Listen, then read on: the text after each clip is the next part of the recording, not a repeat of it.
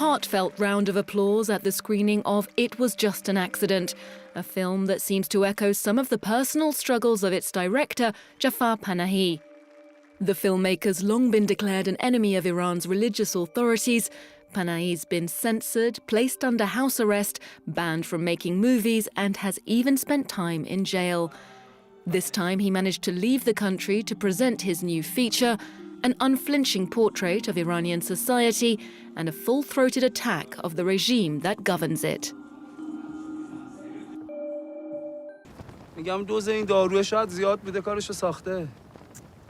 نیم ساعت پیش چکش کردم. الان فقط باید منتظر باشیم. تا کی باید منتظر باشیم؟ تا وقتی که بهوش بیاد. چه فرقی میکنه بابا؟ چه بیهوش چه باهوش یارو میخوایم بکنیم تو گور. حق داره بدونه چرا گرفتیمش. نه بابا. قشر خاکستری هم بالاخره زبون وا کرد. انقدر حرف نزدی ببینی باده داره از کدوم ور میاد بپری تو باد. عیزه به. کسخل جان. این بابا صدا تو شنیده، تو هر گوری باشی 2 دقیقه‌ای پیدات میکنه، کون تو پاره میکنه. حالا ببین. Many at Cannes believe Jafar Panahi could be well placed to take home the Palme d'Or this year. He sat down with France24 to tell us more.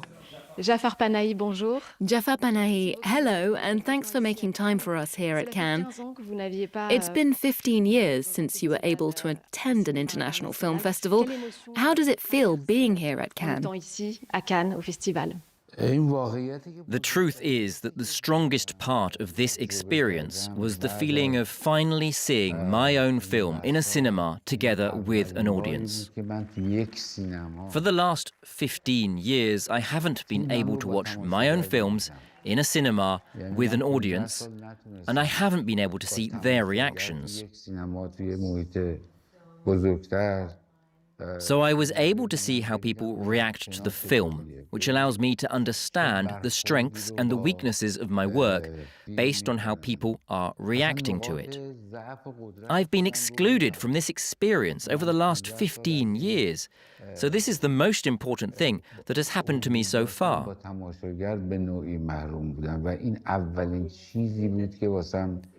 I really felt like weeping because I realized I wasn't able to test myself in the presence of an audience for all these years.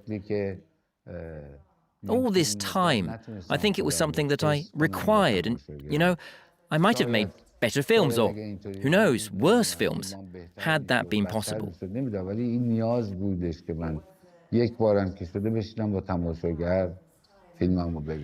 In It Was Just an Accident, you tell the story of Vahid, a mechanic. When a man comes to fix his car, he seems to recognize him as the prison guard who tortured him while he was detained, and he thinks about taking revenge. What prompted you to tell this story in particular?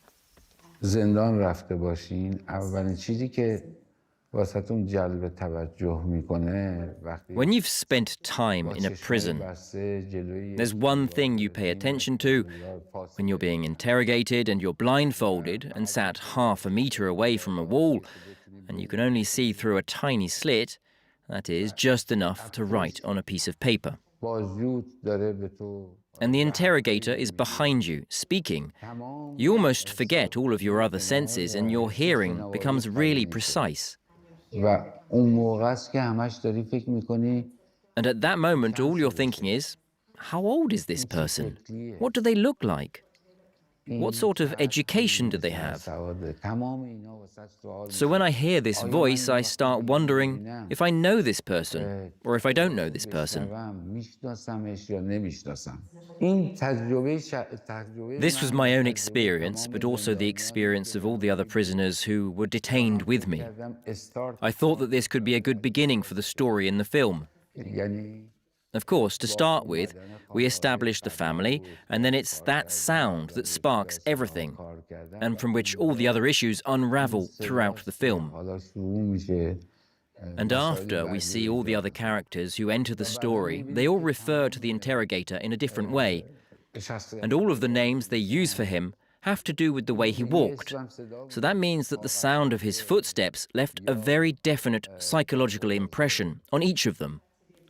یعنی این صدای پا تو اونا هم شنیده بودن تو اونا هم تاثیر روانی گذاشته بود Among the film's characters, we see a woman who does not cover her hair. That detail makes us think of the growing number of women in Iran who are choosing to take off their veils, following the woman life freedom movement. Is this your way of paying tribute to them? ببین ما فیلمساز اجتماعی هستیم. هر چی که توی جامعهمون اتفاق میفته بر اساس اون واقعیت‌ها فیلم می‌سازیم. I'm a social filmmaker, so I make films based on the truth, the reality of what's happening in the society I find myself in. مثلا تو قبل از اون تمام فیلم‌هایی که ما می‌ساختیم اکثراً توی I don't add anything that could be a lie, that could be untrue. خیابون Up until that movement, in the past, all the films that I had made mostly took place outside the home, in the street, and in public spaces, where it would only be natural for women to be wearing a headscarf because it was one of the laws of our country.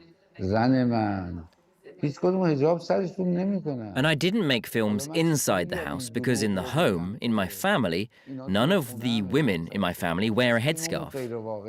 So how could I tell this lie to have them wearing a headscarf inside the house? Any interior shot would be fake. So that's why I always shot exterior scenes. But then, after the women life freedom movement, everything changed. I remember that I was in prison when the movement took off. I didn't really know what was happening outside. We had heard of some things happening, but we couldn't see them with our own eyes. There were lots of problems in prison, and so I had to leave the prison to go to a doctor, and when I came out and finally looked at the street with my own eyes, I realized that women are going out in the street without a headscarf. Not all of them, but quite a few of them. You'd see everything. You know, women without headscarves, women with headscarves, women wearing the chador, whatever they wanted. And so, of course, when you go back to making films in the street, if you're showing everyone with a headscarf, you're telling a lie. So you can't work in the same way that you worked before.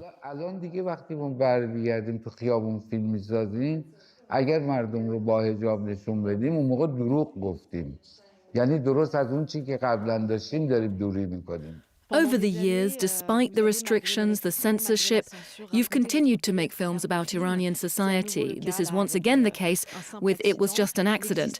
It was filmed in secret, and the very existence of this film is something of a miracle. Tell us a bit about the shoot. The bans that had been placed on me have been lifted, so now I'm able to travel, I'm able to make films. But the truth is that the sort of films I want to make are films for which I need to submit the scripts to the Ministry of Culture and Islamic Guidance if I want to make them, and they would never give me a permit. And of course, by simply asking for a permit, they would discover what film I wanted to make, and it would cause lots of problems. So the way I make films has not changed despite the lifting of the bans, and so once again I had to make this film underground, in secret. You've said that you plan to go back to Iran, even though you've just shown a film here that was not authorized by the authorities there. Are you fearful of what could happen when you go back?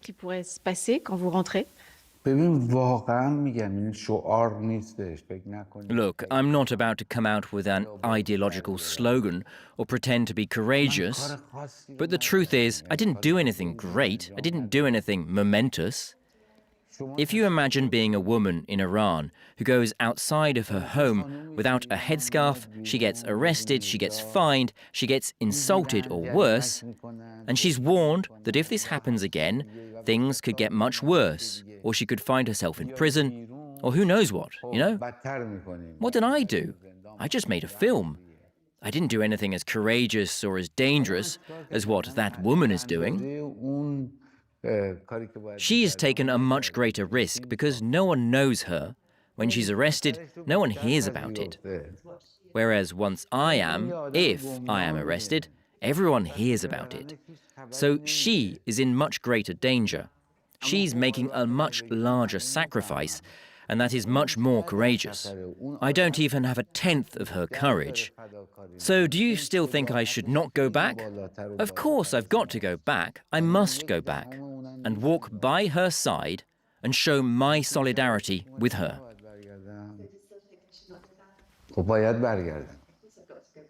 باید برگردم و با اون همدلی کنم، همراهی کنم. Congratulations for your courage, Jafar Panahi, and thank you for the films that you make. Merci.